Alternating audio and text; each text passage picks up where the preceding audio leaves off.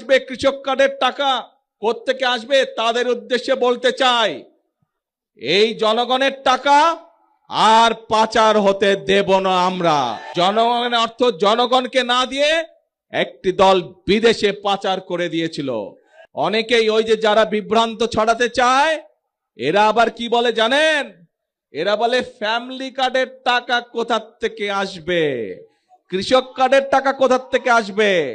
আপনাদের সবাইকে সাক্ষী রেখে তাদের উদ্দেশ্যে আমি বলতে চাই, এই যে আজকে এখানে শ্রমিকদেরকে, চা শ্রমিকদেরকে ঘর নির্মাণের জন্য 2 লক্ষ টাকা দেওয়া হলো, চা শ্রমিকদের পরিবারের সন্তানদের লেখাপড়া করার জন্য 10,000 করে টাকা দেওয়া হলো তাদের বৃত্তি হিসাবে, এই যে মানুষের চিকিৎসার জন্য 50,000 করে টাকা দেওয়া হলো, এগুলা কখনো আগে শুনেছেন? আপনারা দেখেছেন? কেউ এর আগের সরকার দিয়েছিল? দেয় নাই। এটি কার অর্থ? জনগণের অর্থ।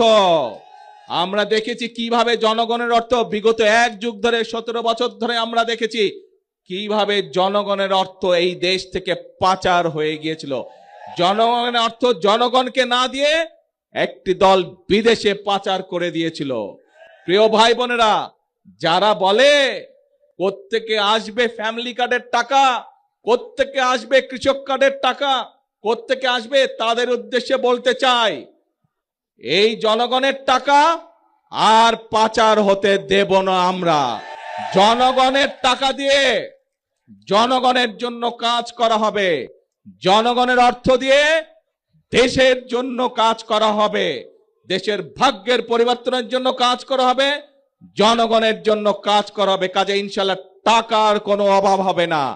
আসুন, যারা এই দেশ থেকে টাকা পাচার করেছে, যারা এই দেশ থেকে টাকা বাইরে পাঠাতে চায়, জনগণের অর্থ টাকা বিদেশে পাঠাতে চায়, আমরা আজ থেকে তাদের বিরুদ্ধে কঠোর অবস্থান গ্রহণ করব।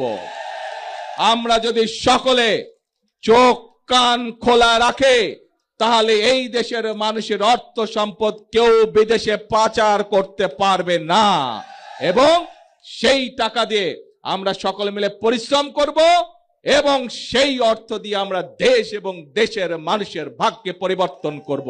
আছেন নাকি আমার সাথে সবাই এই কাজে? ইনশাআল্লাহ।